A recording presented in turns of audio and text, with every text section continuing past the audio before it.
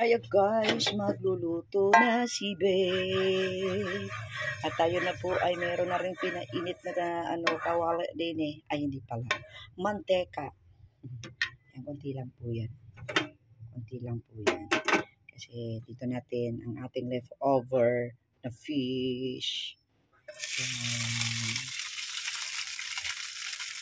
Leftover na fish. Nagtataka kayo bakit wala akong bawang dyan. Ito meron na po tayong halotong bawang. Ito po yun mga guys. Ayan. Tanganin. Ayan. Dahil hindi na po ako nagpipit. Pwede mo naman kung gawin natin yung garlic. Marami lang tayo ng mga bawang dyan. So ayan guys. Parang lang po sa ating pagluluto. So pinagdala po natin yung tinik. 2 galunggong lang po. So, pwede na yan. Ulam na po ito, diba? So, isasahog po natin sa ating kawalas. So, ito guys. So, diba? Uy, ayaw malaglag. Ayaw. Point. Pinalaglag pa. Pambirang buhay yan, oh. Sayang din niya. Lamansan din yun. Ayan guys. Actually, dati niluluto ko na po itong kalabasan. Kasi, totoo lang, pagka ako po ay nagpe-prepare ng pagkain, naisip ko na rin kung anong kakainin ng bata.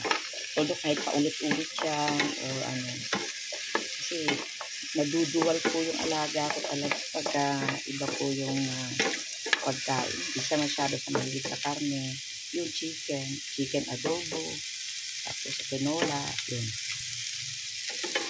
Yung mga kinakain ng bata. So, tayo naman po ay, kahit ano lang sa atin, basta makakailang ng maayos yung bata. Yun. Yung lunch niya. So, lalagyan po natin siya ng bawang. Yan. Medyo po yung may, marami-raming bawang kasi gamot na rin sa hikaya. Pero yung iba po ay gusto yung po yung sariwa. Yan po guys, ang ating menu for today. Yan iba. Sawa na ba kayo sa kaluluto ng kalabasa? Pero iba-iba lang sahog. Kaya kung dati ang sinasahog ko is giniling, tokwa, yung piniritong tokwa, yung ipiprito muna sa bago siya isahog. Yan. Yan diba guys? Oh.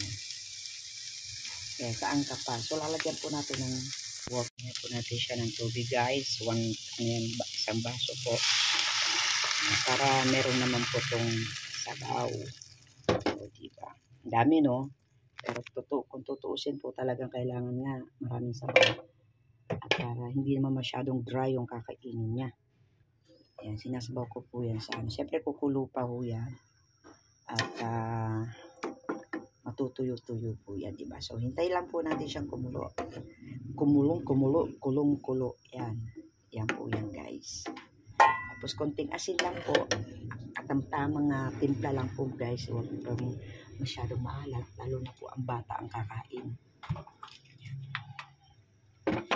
Isa, hindi na natin iniisip kung ano yung mas yung gusto natin kainin. Pero, syempre, yung makakain na lahat. Yan. So, konti lang po ako mag-asin. Yan. Konti pa. Parang matabang. Pakiramdam ko lang. So, yan guys. Ayan, kumukulo na po siya. Siyempre, para madali po siyang maluto. Takpan na po natin siya. At hintayin maluto. Ayan guys, luto na ang ating kalabasa na merong fish. Yeah, so thank you and God bless po. Ayan, luto na po ang ating ulam. So, I hope na nag-enjoy po kayo sa ating pagluluto today as a very simple pagluluto. Ayan, shout out po sa ating lahat and God bless po sa ating lahat. Salamat sa aking mga friends dyan. Oy, sexy. Ito na yung ulam natin. Ayan. Si sexy, madiskarting nanay. Ayan, shout out po sa ating mga friends dyan. Salamat po sa ating lahat. Thank you. Ulam po namin to ni Sexy. Para sa kanya po ito. Pero hindi, para sa akin baby po ito.